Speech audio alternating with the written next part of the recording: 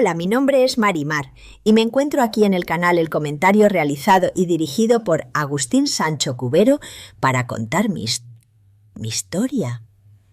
Nunca pensé que acabaría sentada frente a un micrófono revelando los secretos que han podrido los cimientos de mi familia durante 3 generaciones, pero el silencio es un monstruo que te devora por dentro si no lo dejas salir.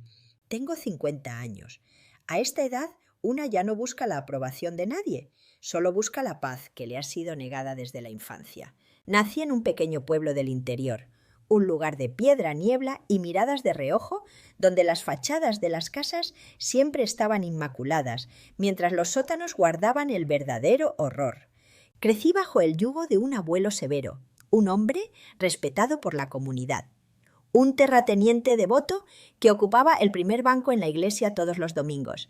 En el pueblo le llamaban Don Manuel, con una mezcla de reverencia y un miedo sordo que flotaba en el aire cada vez que caminaba por la plaza principal. En mi casa el ambiente se cortaba con un cuchillo.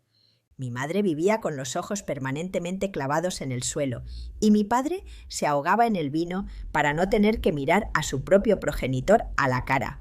Yo era una niña curiosa, demasiado quizás para el bienestar de mi propia cordura. Mi primera sospecha de que algo andaba terriblemente mal ocurrió cuando cumplí los 10 años. Había una habitación al final del pasillo en el piso superior de la vieja casona familiar que siempre permanecía cerrada con llave. Un día, mi abuelo olvidó el llavero sobre la mesa del comedor.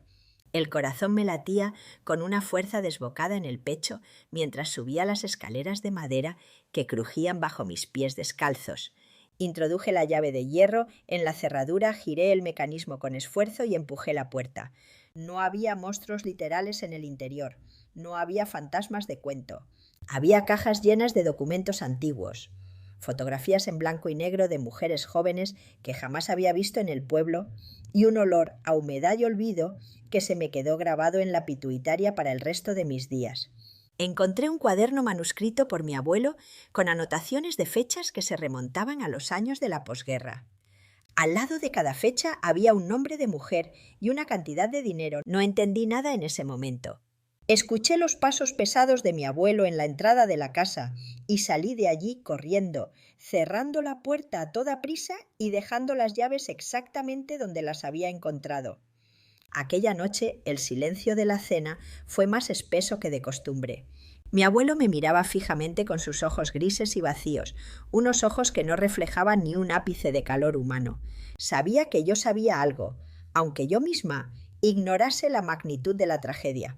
Los años pasaron y la atmósfera de la casa se volvió asfixiante. Mi madre enfermó de un mal que los médicos no supieron diagnosticar, pero que yo ahora sé que era pura tristeza acumulada, una metástasis del alma provocada por los secretos compartidos. Cuando cumplí los 18 años, mi abuelo falleció. El pueblo entero acudió a su entierro. Los mismos hombres que le temían portaron su féretro sobre los hombros y el párroco elogió su generosidad y su rectitud moral. Yo sentía ganas de vomitar en mitad del cementerio. Ver la hipocresía de toda una comunidad rindiendo pleitesía a un cadáver me revolvió las entrañas. Tras el funeral, mi padre heredó no solo las tierras y la casa, sino también el peso de la maldición familiar. Fue esa misma semana cuando decidí regresar a la habitación prohibida, esta vez de manera legítima, buscando respuestas al misterio que había condicionado mi existencia. Mi padre me descubrió revolviendo los papeles. Esperaba que me gritase, que me echase de allí con cajas destempladas como solía hacer el abuelo. En lugar de eso se derrumbó en una silla vieja y comenzó a llorar como un niño pequeño. Fue un llanto desgarrador, el sonido de un hombre que se rompe por completo tras décadas de soportar una máscara insoportable. Me senté a su lado y por primera vez en la vida me habló como a una adulta, desvelando la verdad que había permanecido oculta bajo capas de tierra y mentiras. Mi abuelo no era el hombre ejemplar que el pueblo veneraba. Durante los años más duros del siglo pasado, aprovechó su posición de poder y su inmensa fortuna para extorsionar a las familias más vulnerables de la comarca. Mujeres jóvenes, madres desesperadas, que no tenían que llevar a la boca de sus hijos, acudían a él en busca de ayuda. Él Les entregaba el dinero o el alimento a cambio de favores que destrozaron sus vidas. Aquellas anotaciones que yo había visto de niña eran el registro de su infamia, un inventario de la miseria humana que él mismo había provocado y explotado. Pero el horror no terminaba ahí. Mi padre me confesó que 3 de esas mujeres desaparecieron sin dejar rastro después de que amenazaran con denunciarle públicamente. Todo el pueblo sospechaba la verdad, pero nadie se atrevió a mover un dedo, porque mi abuelo controlaba la economía local, los empleos, las deudas de cada vecino y los favores políticos. El silencio colectivo compró la impunidad de un monstruo. Escuchar aquello me transformó por completo. La realidad me golpeó con la fuerza de un mazo. La ropa que llevaba puesta, la carrera universitaria que estaba a punto de comenzar, la comida que bendecíamos en la mesa. Todo, absolutamente todo, se había pagado con la sangre, las lágrimas y la dignidad de aquellas víctimas indefensas. Me sentí cómplice de una maquinaria perversa por el simple hecho de llevar su apellido. Intenté convencer a mi padre para ir a la policía, para entregar esos cuadernos y limpiar la memoria de esas mujeres. Me miró con una mezcla de lástima y pánico. Me dijo que si hacíamos eso, destruiríamos el apellido de la familia, que nos apedrearían por la calle y que el escándalo acabaría con lo poco que le quedaba de vida a mi madre. El miedo volvió a ganar la partida. Me marché del pueblo a los pocos meses con una maleta ligera y un cargamento invisible que me doblaba la espalda. Intenté construir una vida normal en la ciudad. Me casé, tuve un trabajo corriente, cumplí años y traté por todos los medios de borrar el pasado de mi mente. Pero el pasado es un cobrador persistente que siempre sabe dónde encontrarte. Hace un par de años, mi padre murió y la casa del pueblo quedó abandonada. Tuve que regresar para gestionar la venta del inmueble porque ni mis hermanos ni yo queríamos conservar ese monumento a la hipocresía. Volver a pisar aquellas calles fue como entrar en un cementerio de recuerdos vivos. La gente mayor del pueblo me saludaba con cortesía, llamándome por mi apellido con el mismo respeto rancio que le profesaban a mi abuelo. Sentí una repulsión incontrolable. Mientras vaciaba los armarios de la casona, encontré una trampilla oculta en el suelo de la antigua bodega que mi padre nunca me había mencionado. La abrí con una linterna en la mano y bajé los escalones de piedra cubiertos de telarañas. Allí abajo, en el rincón más oscuro, encontré los restos de una verdad que ya no se podía ocultar con el silencio. Había pertenencias personales antiguas, bolsos de tela gastados, carnets de identidad de los años 60 que correspondían a los nombres de las mujeres desaparecidas del cuaderno de mi abuelo. Las pruebas estaban allí, carcomidas por el tiempo pero indiscutibles.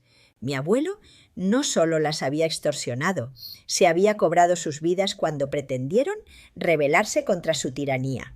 Me senté en el suelo húmedo de aquella bodega y pasé horas llorando, no por mí ni por mi familia, sino por el dolor inimaginable de aquellas mujeres cuyos cuerpos probablemente descansaban bajo las mismas tierras que nos habían hecho ricos. Comprender que tu bienestar procede del sufrimiento extremo y del asesinato de inocentes es algo que te rompe la cabeza, te cambia la mirada para siempre. Ya no eres la misma persona. Decidí que el secreto moría conmigo, pero no de la forma en que mi familia habría querido. No iba a callar más. Entregué todo el material de manera anónima a las autoridades correspondientes, y aunque el culpable ya está muerto y juzgado por el Tribunal del Tiempo, la herida sigue abierta en mi pecho. Hoy tengo 50 años y he decidido dar la cara aquí porque sé que la verdad es el único camino hacia la redención. No busco el perdón de nadie porque yo no cometí esos actos, pero asumo la responsabilidad moral de romper el pacto de silencio que protegió a un criminal durante generaciones. La vida me ha enseñado que el dolor que no se habla se hereda y yo me niego en redondo a transmitir este veneno a las siguientes generaciones de mi familia. El proceso ha sido duro. Me ha costado el distanciamiento con mis hermanos que prefieren seguir viviendo en la ignorancia cómoda del pasado. Y me ha costado noches eternas de insomnio preguntándome si hice lo correcto. Pero hoy, al mirar de frente a la cámara y pronunciar estos nombres, siento que esas mujeres por fin descansan un poco más tranquilas y que yo he empezado a saldar una deuda histórica que me ahogaba.